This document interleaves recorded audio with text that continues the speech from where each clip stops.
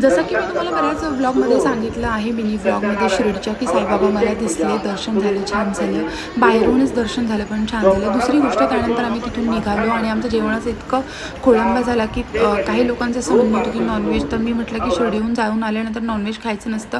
मी तर खातच नाही, आमच्यामध्ये तर चालतच नाही. बट काही जणांचं होतं बोलणं, काही जण म्हणजे माझे फ्रेंड्स होते.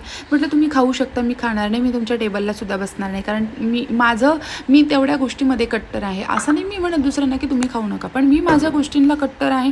मी माझे रूल्स आणि रेग्युलेशन्स मी स्वतः बनवलेले आहेत आणि मी स्वतः फॉलो करते.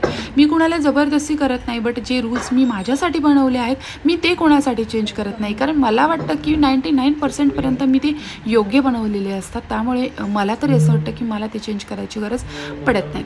सो बाय द वे, तुम्ही व्हेज आहात की नॉनव्हेज मला कॉमेंट सेक्शनमध्ये सांगायला विसरू नका. व्लॉग कसा वाटला तेही सांगायला विसरू नका. बाय.